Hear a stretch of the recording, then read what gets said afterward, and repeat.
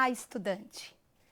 Bom, a primeira pergunta que eu gostaria de fazer para você hoje é: você convive com uma pessoa com deficiência no seu cotidiano, na sua família?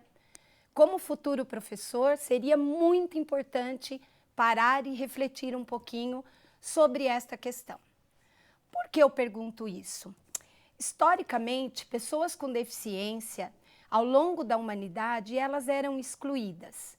Muitas delas, eu costumo dizer para alunos, sobretudo quando é criança, eram literalmente eliminadas, jogadas aos leões. E dependendo do contexto histórico, e como hoje nós temos uma videoaula que não dá para ser tão demorado, eu vou tentar fazer alguns saltos na nossa história, né, na nossa linha do tempo. Então, pessoas que a princípio podiam ser eliminadas, mortas, em outros momentos elas atuavam, né? Eram como bobos da cortes em determinados períodos. E mais já recentemente a gente viveu por muitos e muitos anos um período da segregação. Esse período da segregação, com o advento do cristianismo, muitas pessoas com deficiência, que até então eram consideradas, né, dementes, passaram a ser vistas como seres que tinham almas. E, portanto, a sociedade muitas vezes agiu com essas pessoas de forma, numa perspectiva assistencialista. Bem assim mesmo, de cuidado, de caridade. Passaram-se os anos, passaram-se os séculos e esse modelo que a gente considera, né, de segregação, ele permaneceu por muito tempo, no qual pessoas com deficiência ficavam apartadas da sociedade. Muitas nem iam para algumas instituições que tinham essa característica de segregação, ficavam segregadas no próprio âmbito da família. E certamente não é porque muitas famílias tinham maldade, era por princípio mesmo de proteção, de cuidar, e até porque a nossa educação, como todos sabemos, ela não foi acessível para todos ao longo da nossa história. Posteriormente, nós vivemos um período que a gente chama de integração. Já no século XX, alunos com deficiência foram cada vez mais já tendo a perspectiva de ir para uma escola especial. Em alguns sistemas municipais e estaduais, eles já puderam estudar nas classes especiais. E por que isso, né? O avanço da ciência, nós tivemos uma preocupação grande, militância de pessoas da área da saúde, profissionais da educação, os próprios familiares, defendendo os direitos dessas pessoas. E vocês saberiam me dizer um marco importante nesse período histórico? Sim, um marco fundamental nesse período histórico foi a Declaração dos Direitos Humanos. Apenas em 1948, a gente tem como marco referencial o direito à liberdade, o direito de cada um ser, pertencer, independente de quaisquer características. Mas se vocês acham que só porque aprovamos esse documento, nessa declaração, todas as crianças já foram para a escola? Não. Infelizmente, a exclusão de muitos alunos ainda está presente até os dias atuais, dependendo de qual contexto e de qual país.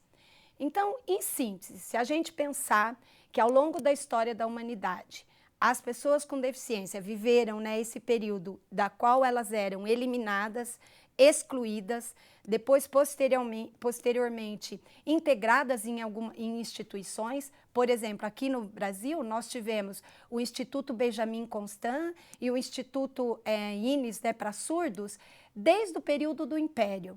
Mas, como eu disse, ainda não era numa perspectiva democrática de escola para todos. Por isso, século XX, a gente tem, sem sombra de dúvida, um aumento, né, de crianças indo para escolas especiais, porque muitos pais que precisavam trabalhar foram procurar vaga na classe comum, né, em escolas comuns, e nem sempre conseguiram. E aí, a partir de organizações, a gente teve ampliação, né, aumento de escolas especiais, mas de natureza filantrópica. Ou seja, as APAES, as Pestalozes, A gente tem no Brasil um aumento grande, né, da década de 50 até 90 dessas instituições. Se a gente pensar que elas foram aquelas que acolheram e que proporcionaram quase sempre uma perspectiva de educação e do cuidado. A gente teve como meta a integração, mas historicamente a gente viu que nós não conseguimos integrar muitas pessoas que foram para essas escolas e até mesmo para as classes especiais no contexto da sociedade, seja ela no trabalho, no lazer ou seguir a sua escolarização na classe comum. Então, esse período da integração, ele é lógico que nós temos um país que tem a questão do contexto histórico e cultural, que nem sempre as coisas acontecem ao mesmo tempo em todos os lugares, até porque o Brasil é muito grande. Mas a gente tem esse período no qual muitos alunos que passam a ir para a escola especial, muitos que passam a ir para as classes especiais, não conseguiram fazer a migração desse sistema e, portanto, ter a integração na classe comum. Mas no mundo todo, né, no mundo como um todo, já a partir da década de 60, mas mais fortemente de 80, a gente tem um movimento social de inclusão de todas as pessoas.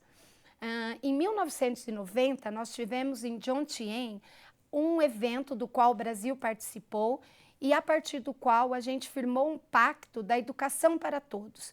Então, a partir de 90, é um referencial importante para o mundo que tinha como premissa que os sistemas de ensino de todo o mundo deveriam estar se organizando para não deixar nenhuma criança fora da escola.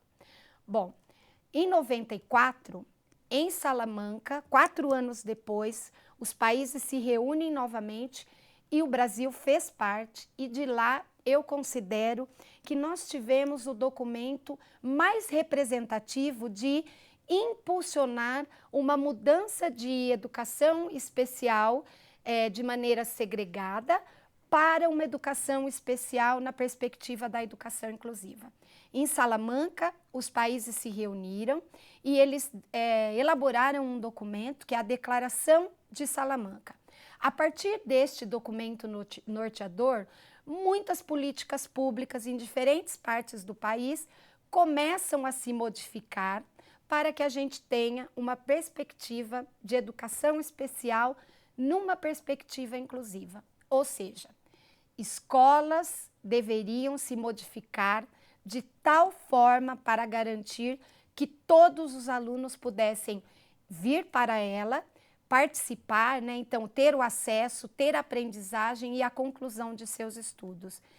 Considerando que quem teria que se modificar não é o aluno para fazer parte, e sim as escolas.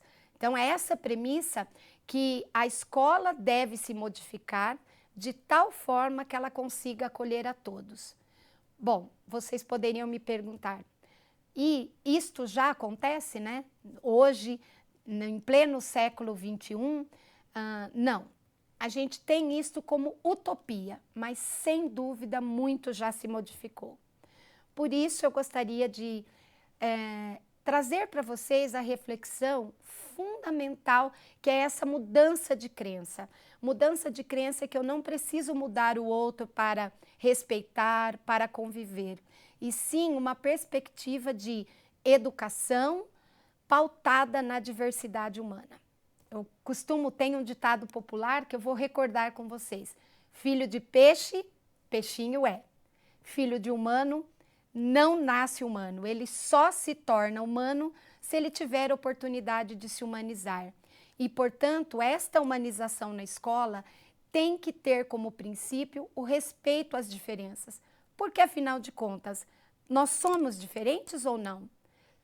Sem sombra de dúvida, nós somos diferentes. Nós temos diferentes elementos, dimensões que nos aproximam, como, por exemplo, ser mulher, ser branca ou preta, ser alta ou baixa. Então, tem características físicas, sociais, que nos aproximam e, muitas vezes, essas características que fazem com que consideramos, né, parte de um grupo, como, por exemplo, pessoas com deficiência e pessoas sem deficiência, pessoas que têm condições socioeconômicas e pessoas que não têm.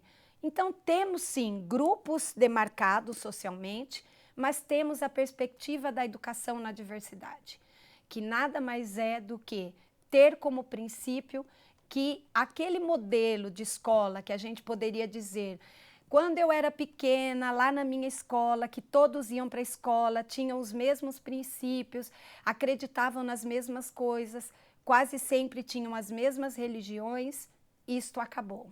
Hoje a gente tem uma educação que ela é democrática, no qual ela prevê o respeito a todas as diferenças humanas, de credo, de cor de pele, de etnia, de religião, se temos ou não deficiência. Portanto, em cima desse princípio, né, que garante o direito de sermos diferentes, mas sem perder de vista que este direito garante a nossa singularidade. O que quer dizer isso? Na realidade é estarmos juntos na diversidade humana, mas cada qual ser respeitado na sua singularidade. Então, por exemplo, um aluno cego, ele precisa ser respeitado porque ele tem características para acessar o seu código, né, como o Braille, por exemplo, que é diferente de um outro aluno. Um aluno surdo, ele tem características culturais, afinal de contas, Libras é sua primeira língua. Então, eu não posso perder de vista que esse é um direito, é uma singularidade desse indivíduo.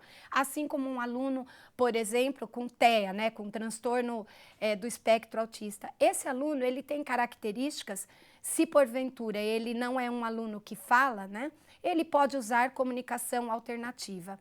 Então, viver na diversidade, trabalhar cultivando a perspectiva da diversidade, não significa considerar todas as pessoas iguais. Pelo contrário, significa considerar que cada um, na sua característica, na sua diversidade, tem direito de ser respeitado. Para você se aprofundar mais, eu diria, não deixe de ver o vídeo que eu gravei chamado Linha do Tempo. É uma entrevista que a instituição, a USP, fez sobre esse período histórico da pessoa com deficiência até essa perspectiva de educação inclusiva. O que eu diria? Que você, para poder aprofundar e compreender cada período histórico que essas pessoas viveram, que vocês vejam esse vídeo complementar à nossa disciplina, que lá tem uma riqueza de detalhes em cada um dos períodos. Bom, para ir finalizando, eu gostaria de contar para vocês como nós organizamos os conteúdos que permearão esta nossa disciplina. Vocês terão a oportunidade de ter essa primeira introdução, né, dos fundamentos que balizam, que estão como um alicerce da educação especial na perspectiva da educação inclusiva, que resgatando quais seriam esses fundamentos, o respeito à diferença de cada um, à singularidade de cada um, numa perspectiva que seres humanos são diferentes e que essa humanidade enriquece cada vez mais quando ela valoriza a diversidade humana. Também a crença que todos somos capazes de aprender e, portanto, você, futuro professor, precisa ter a convicção que você é capaz de ensinar. Para isso, você conhecerá, né, algumas características principais do público-alvo da educação especial, perpassará também um pouquinho do que seria o atendimento educacional especializado para essa população, quais os recursos eu posso ofertar para garantir que eles possam usufruir de toda a riqueza da sala de aula, bem como a parceria entre professor de educação especial e professor de classe comum é fundamental. Você, futuro professor de classe comum, tenha clareza que educação inclusiva não se faz por um só professor.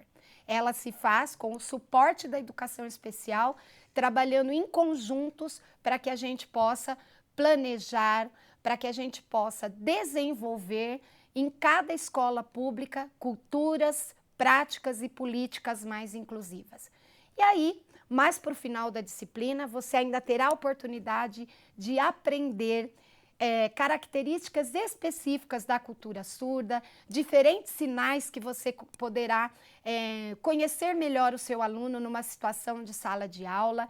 Então, você terá a oportunidade de experimentar, fazer e praticar a Libras. Eu considero que de modo introdutório, porque a Libras ela é uma língua e como uma língua, certamente não é em uma disciplina que a gente consegue, mas eu diria que desde 2005, quando a gente tem a obrigatoriedade da Libras como uma disciplina obrigatória em todos os cursos de formação, nenhum professor mais sairá do seu curso de formação inicial sem saber que ela existe, do quanto ela é importante, do quanto no período de sala de aula, se você tiver dúvida, que você vai poder contar com o professor intérprete, com o professor de educação especial.